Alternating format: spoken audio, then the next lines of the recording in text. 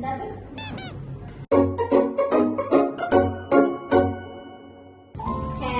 everyone! Welcome to Educational Psychology in Action, the only place where educational psychology is exciting, a little bit dramatic, and occasionally chaotic. That's right. Most people hear educational psychology and immediately think textbook, boring theories, and maybe falling asleep in class. But not today. Let's welcome our amazing panelists. First off, we have Sherry, our psychology undergraduate student. Hi everyone. Hi. I'm so excited to talk about how belief and engagement actually could change lives. Okay. And next, our panelist to Farha, our university, our social media enthusiast. Hi! I'm so ready to break down how creative teaching techniques really make learning slick. Exactly. Yes. Then we have Aina, our university lecturer in education studies. I am ready to discuss about the classroom roles And how to structure the class. Okay, and finally our panelist for our freelancer graphic designer. So today I'm so excited to connect all the dots between motivation, cognitive, and structure. Today we are diving into one unforgettable movie, Which is the Ron Clark story. So, everyone, have you heard about the Ron Clark story? Absolutely. Yes, of course. It's so famous. Yes. So, what is it about?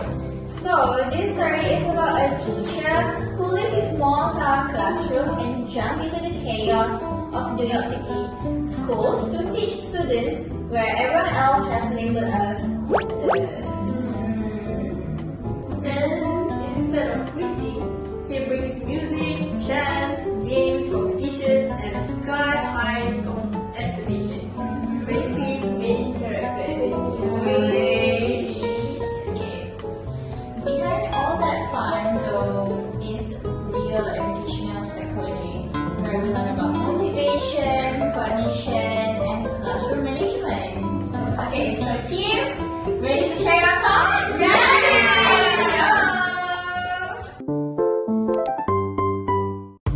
Okay, let's start simple. What did you think after watching the movie? Honestly, I found it very incredible.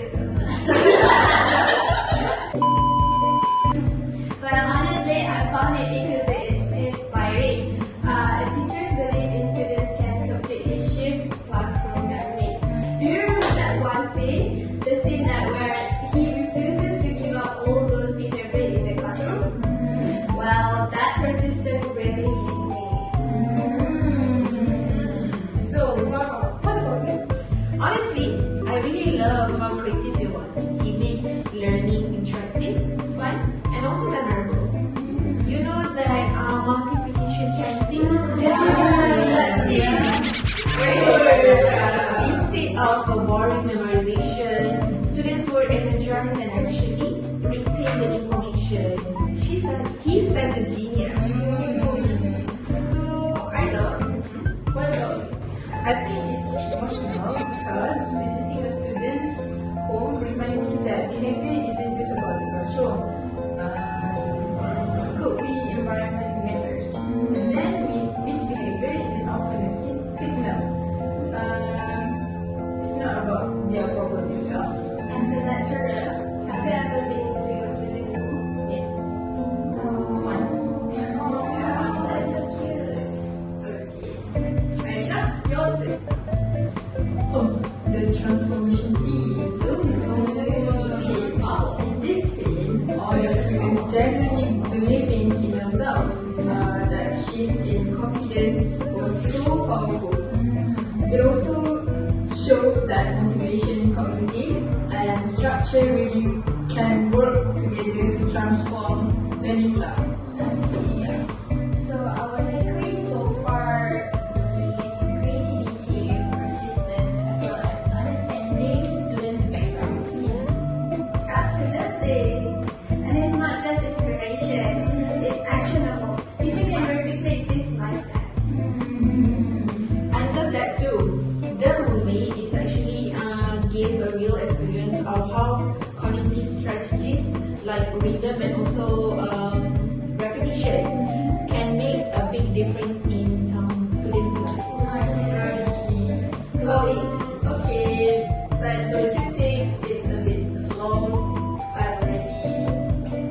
Yeah. A bit. Yeah. Let's continue to episode 2, shall we? Okay, see you on episode 2. Bye bye!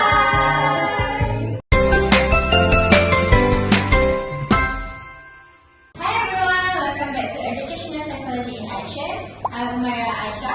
And I'm Venus. Today we're diving into how educational psychology actually solves real classroom drama inspired by the Roy Clark story. This isn't just about a movie, it's about how theories like motivation, memorism, cognitive development, as well as emotional support can literally change students' lives. And joining us today are our amazing panelists, Sherry, Farha, Aina, and Aisha.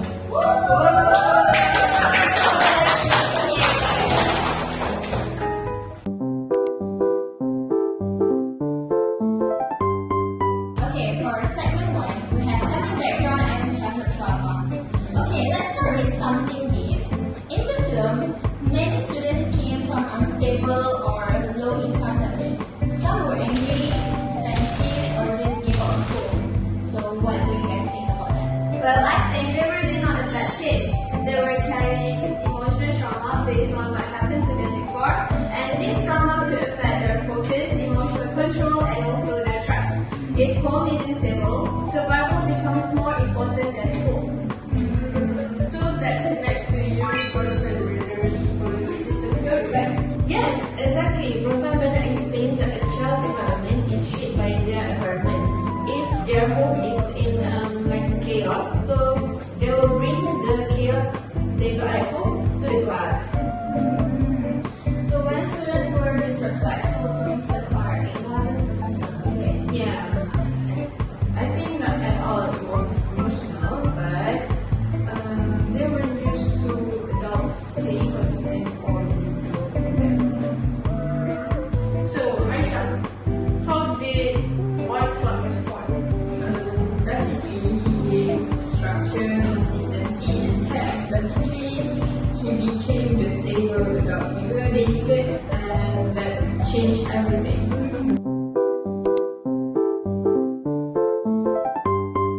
Let's go to the segment 2, discrimination, labels, and low expectation.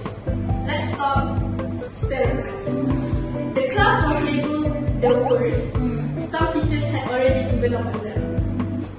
So, Sherry, what does psychology say about this? Well, I think this is known as the classic self-fulfilling prophecy. When students are treated like they will fail, they will start believing it. It connects to research by Robert Rosenthal and Lenora Jacobson, a teacher where expectations actually affect students' performance. So, low expectation equals to low results?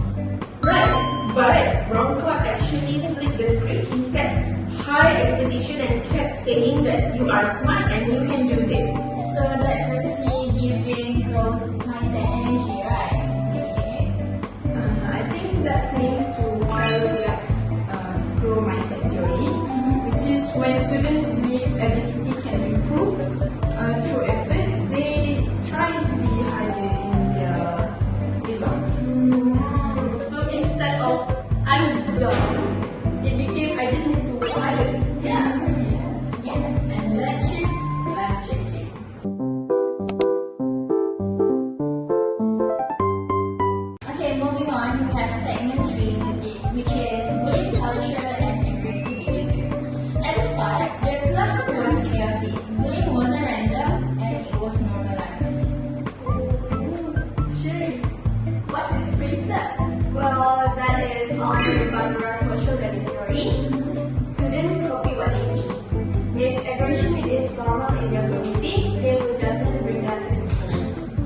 So basically, behavior is learned. Yes, through observation and also reinforcement.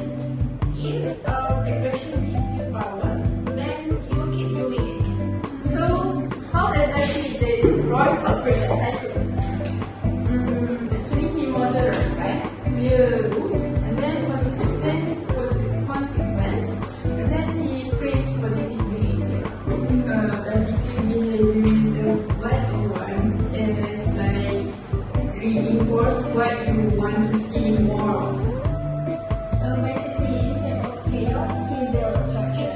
And structure created safety. I see. Okay. So moving on, we have segment 4, which is parenting styles and discipline. Many students who lack discipline and motivation put parenting styles display this. Definitely. Some students like it came from neglectful or overly harsh homes. Oh, that connects to Greta Bomfree parenting style theory, right? Correct. Neglectful parenting can lead to low self-control and sometimes no motivation. So what parenting style did Roy Clark do? I think it's authoritative, clear rules, but high warmth and support. He was strict, but he tried. That combo builds confidence and discipline in us. Okay.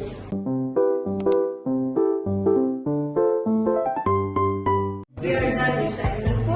Let's go to segment 5, which is cognitive development and learning support. Let's talk academics.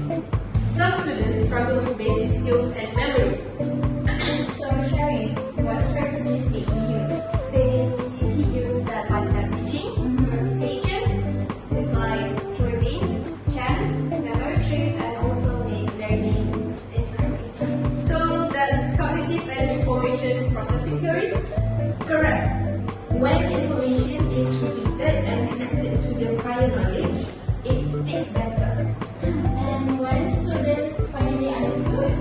Their confidence was unlocked. I see.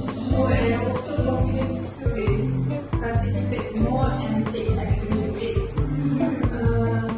That's all. Okay.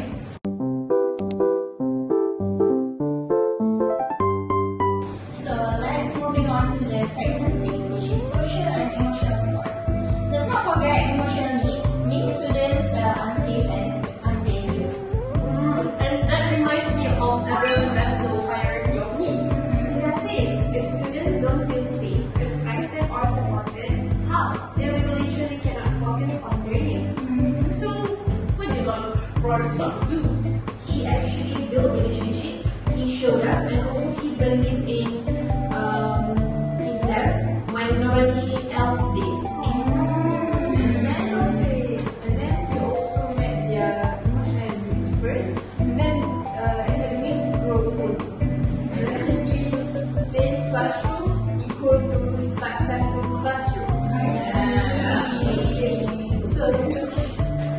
So everything that we talked about just now. So what did we learn from this?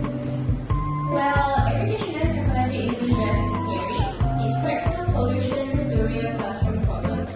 Trauma, bullying, stereotypes, low confidence, And through motivation, cognitive strategies, behavior management, and emotional support, Ron Clark transformed a hopeless class into high achievers. Well, this proved that when teachers understand psychology, they teach smarter and not harder. And sometimes one teacher believing in you can change your entire lives. So, thank you everyone. Stay tuned. Bye-bye. Let's start simple. What did you think after watching the movie? Yeah. I'm Shopee tadi. Sorry.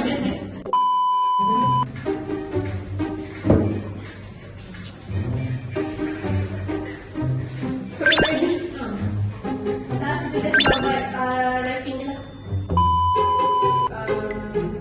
Audience. Sorry. 3, 4.